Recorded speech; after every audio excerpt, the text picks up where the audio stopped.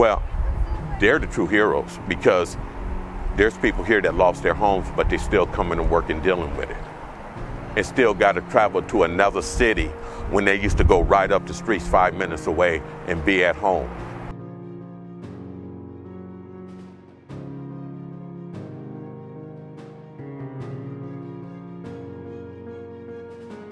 My name is Ronnie Wynn. My name is Hakeem Blunt. Hi, my name is Marcus Moore. I'd like to share some of my story about the Altadena fires. About 8 in the morning, I got a phone call from one of my neighbors saying that the back of the complex was on fire. About 10, I got a lunch break, so I took my lunch break to go to my house to see what it looked like, and I could just see the whole entire block on fire. I wasn't even able to grab anything because I was here at work. To go home to see that the whole building is on fire and I lost everything. You know, it's kind of hard to see your whole entire life up in flames. Well, I just got off of work and I had fallen asleep on the couch. Around 6 o'clock when my wife left for work, we noticed the smoke, which was right behind us. Around 1 o'clock, I noticed that the fire was basically right behind us, and the wind had shifted, and the wind was blowing it our direction. So we decided to leave, and that was the last day that I had a house.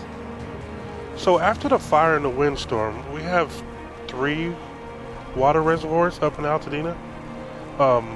The wind had did damage to some of the reservoirs, so we were tasked with repairing them, fixing the roofs, cleaning up damage. With the windstorm, we had somewhere in the neighborhood about 900 trees that fell down. So we're clearing the streets and residence areas to make sure that these people's streets are nice and clean and the parks are nice and clean. So that's what we have been doing out here. Some of the crews been out here working overtime 7 days a week. I've been lucky enough to be able to work day and night since.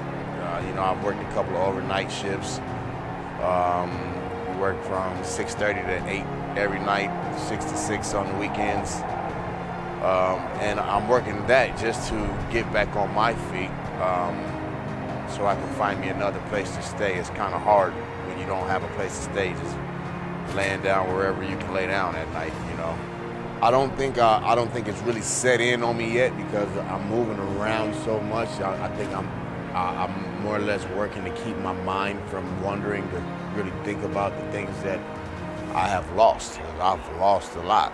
You know, I love to collect shoes. I walked out of here with these pair of shoes on my feet, you know, and I've been wearing these same pair of pants, the same pair of shoes for the past 2 weeks. I have no idea what the recovery process is going to be, but it doesn't really matter to me because I know we're rebuilding, and no matter what, we have to rebuild.